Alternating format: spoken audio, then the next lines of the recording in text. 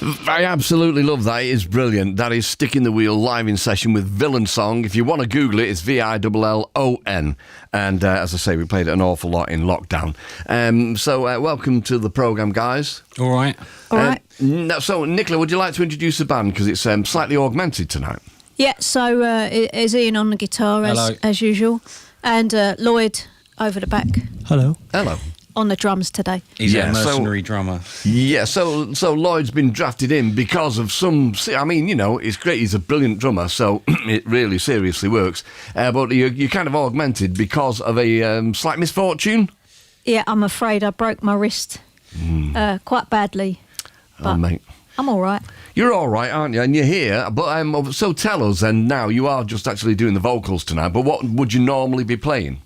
I'm normally clapping and also get bullied into playing the accordion. Right, OK. So I did mention earlier on that I've got King Creosote's number, and if you want, we could get him... You could do the right hand, and he could come along and do the left hand, and you could still make that work. But I have to say, thus far, you're not missing the accordion. No. Okay. Let's make a note of that. Yeah, make a note, write it down. Absolutely. And so, was it actually when we were kind of first talking just last week that you broke your wrist? It's like 2 weeks ago. I was on holiday in Greece and I fell off a bike. Oh, really? Right, OK. Not very clever. Well, these things happen, don't they? You've got to enjoy yourself, haven't you? So, I'm not by breaking your wrist, obviously. So, the Villain Song and your oeuvre, for want of a better word, really, I have described as kind of wonky folk. So, can you live with that? Does that kind of... that will do, I think, yeah. Okay. I'll take that, yeah. Well, I've used it before on many occasions, particularly in relation to one of my favourite artists ever, which is Richard Dawson. And you are kindred spirits, but you have worked with Richard in the past. Yeah, we made a record of different folk type performances that we went round and recorded in people's houses most of the time. So Richard was part of the second album for that. Okay, that's brilliant. A brilliant idea. So you just go into their environment and just record what they do there, like as if they're writing, perhaps? Yeah, because our label that we run is called From Here, and it's kind of meant to be kind of where you're from the heart, that kind of thing. And your roots. Yeah, sort of rootsy stuff. And we just really wanted to capture people doing their thing, really, in a way that wasn't sort of all fancy. Yeah, of course. And I tell you, one of the strangest occurrences of the last couple of years was that you might or might not be aware of the fact that Richard went out on tour with an artist called Mitski, a pop artist who's got millions of hits on YouTube. And he ended up playing to 8,000 people in one night in Dublin. So that must give you some kind of heart to know that the seriously off-kilter, wonky music can make it across the mainstream. That is an incredible thing. Well, let's hope that there's some room for us. I tell you what, I bet Richard's got Mitski's phone number. You need to get onto him and get a few MP3s wanging across wherever she lives. Okay, so you've got a new album which is called 1,000 Pokes. We played the tune last week. We'll continue to play it and other tunes from the album. But can you tell us what that's about largely, either of you? Yeah, do you want to start? Or? Oh, you start and Right. I'll augment it.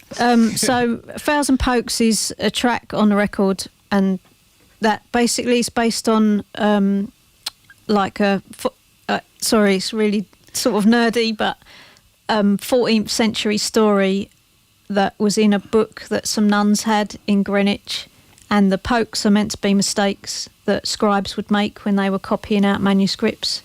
So the album is kind of loosely a celebration of mistakes and people messing up. Well, you know, I mean, you would take the wonky or not, whatever you like, but you're a folk band, and it's kind of your job, really, isn't it, to kind of document stuff or revisit stuff like that, which is of interest. I mean, it's not kind of frivolous stuff that you're doing, is it?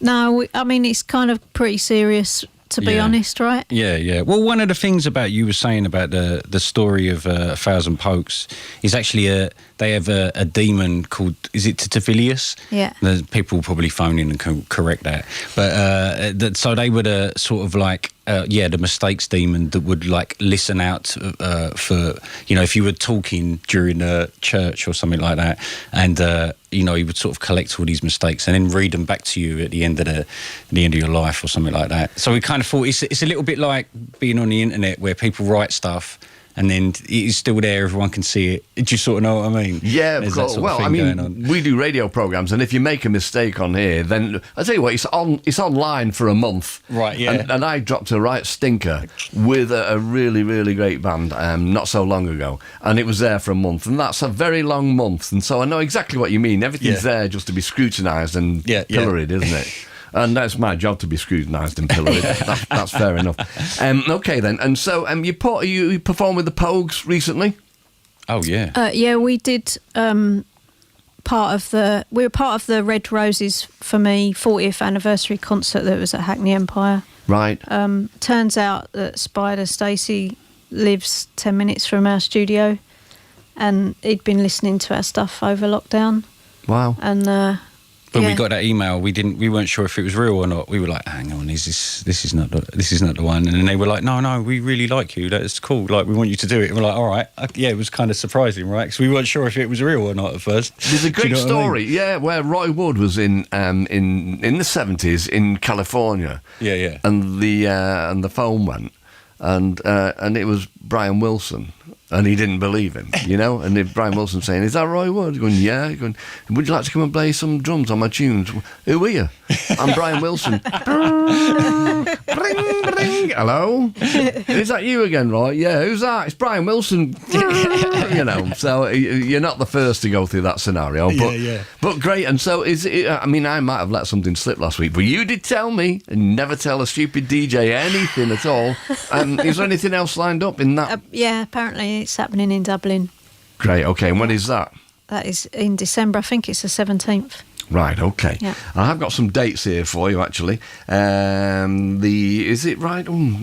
This says August, Sidmouth, UK, and also Workington.